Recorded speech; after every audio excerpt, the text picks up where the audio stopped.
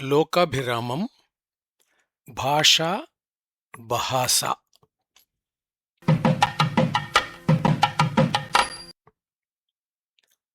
ముందుగా అనవసరం గారు రేడియోలో వ్యవసాయదారులకు వాతావరణ సూచనలుంటాయి.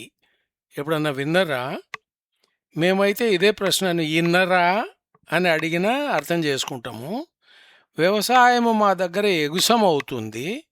వేసవి, వేసంగి, యాసంగి అంటే ఒకటే మాటనా? మాటల మూలాలను వెతుకుతూ పోతే చిత్రమైన సంగతులు ఎదురవుతాయి.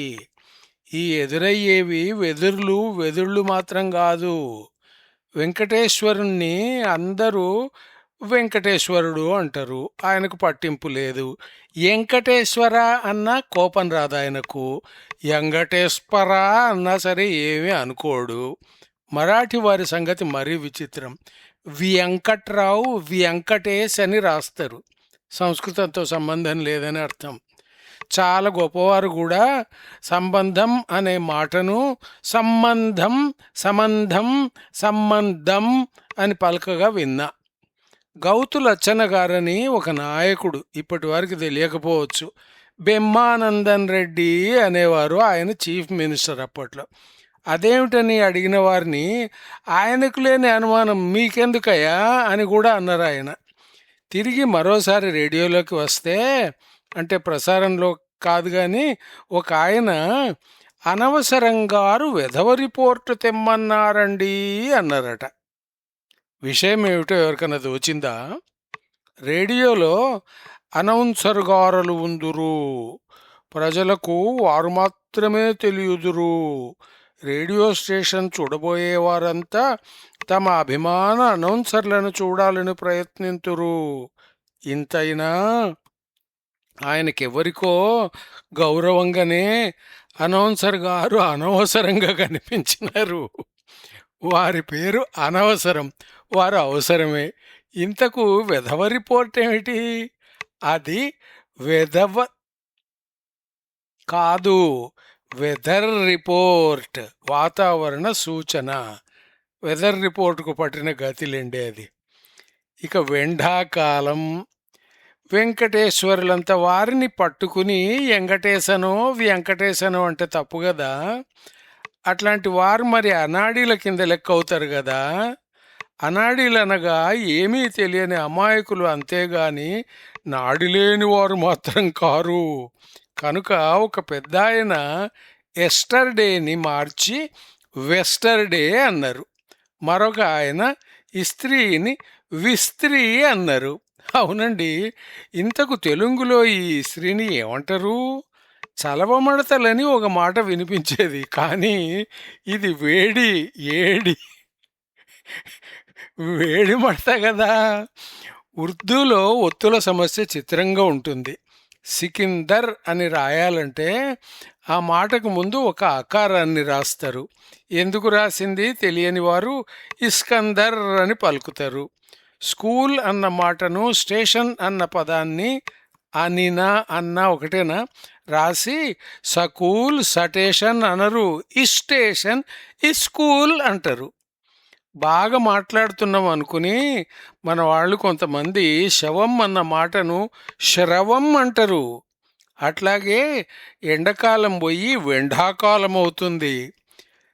రెండవుతుందని తెలుసా మీకు?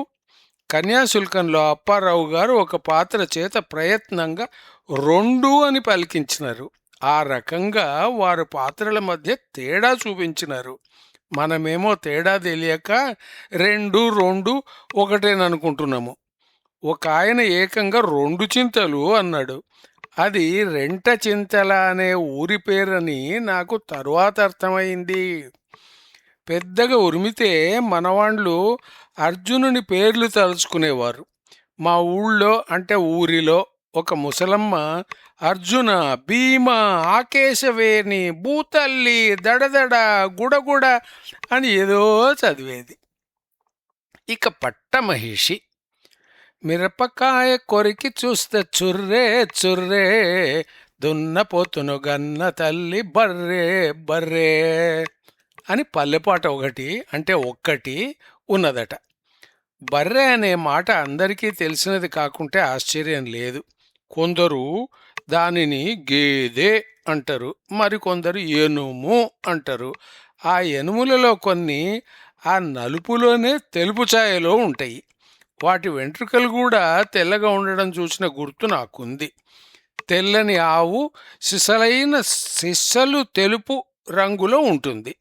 తెల్ల బర్రె మాత్రం ఆ నలుపులోననే ఒక తెలుపు. దాన్ని మా ప్రాంతంలో పల్లబర్రె అనేవారు.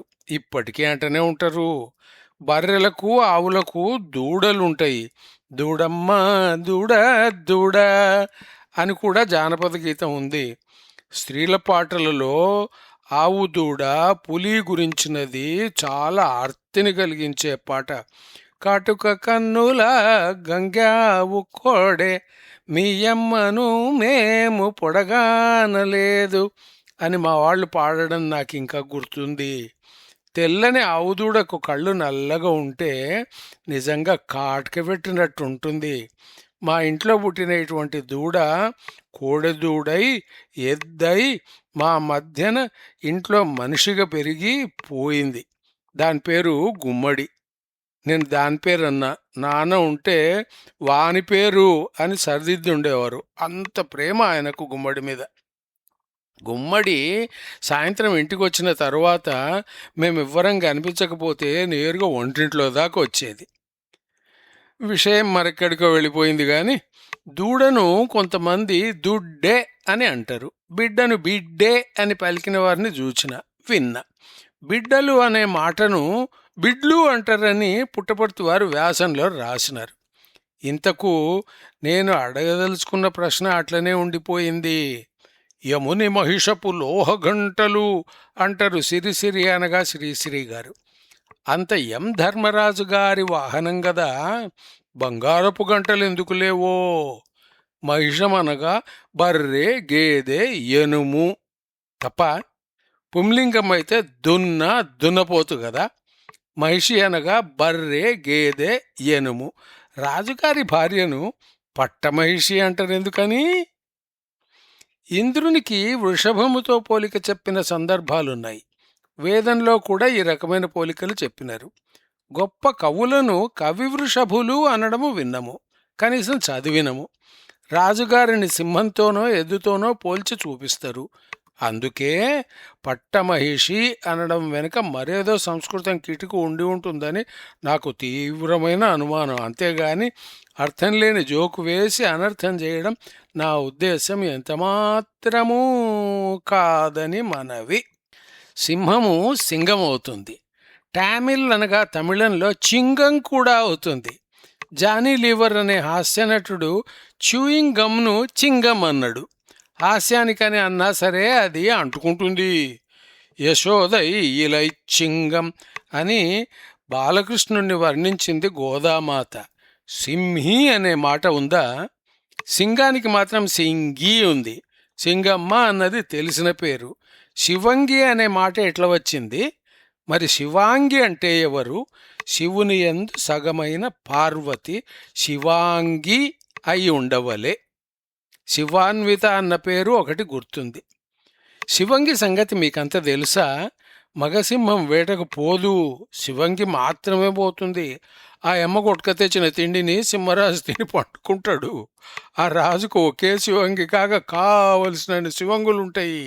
అదొక దర్జా. అందులో తిండి వెసులుబాటు కూడా ఉందన్నమాట. భాష భాష బహాస విచిత్రమైనది, ఆసక్తికరమైనది కూడా. నల్లని దున్నను కారెనుము కారుదున్న అనడం ఉన్నది. ఇంకా దూడను వేయని బర్రెను పడ్డ అంటాము మా ప్రాంతంలో. లేత బర్రె పాలు అంటే ఈని అనగా దూడను గని ఎక్కువ కాలం కాని బర్రె పాలు. ఆ పాలలో దూడ కొరకు రకరకాల ప్రత్యేక రసాయనాలు ఉంటాయి కనుక అవి కాచితే గడ్డగడతాయి. జున్ను పాలు అను పేరుతో దానిని తింటము. ఆ పాలు తాగినా తిన్నా వాతం చేస్తుందనేవాళ్ళు. అంటే ఆ పాలలో మనకు పడని ప్రోటీన్లు ఏవో ఉండి శరీరంలో మార్పులకు కారణమవుతాయని నాకు అర్థమైంది.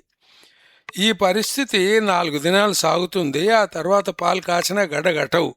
కానీ వాటిలో జిగురు మాత్రం ఎక్కువ ఉంటుంది. వాటి రుచి కూడా వేరుగా ఉంటుంది. 2-3 నెలల తర్వాత పాలు మామూలు అవుతాయి. బర్రె తిన్న తిండి, తాగిన కుడితి కారణంగా పాల రుచి మారుతుందంటే కొంతమందికి అర్థం కాకపోవచ్చు.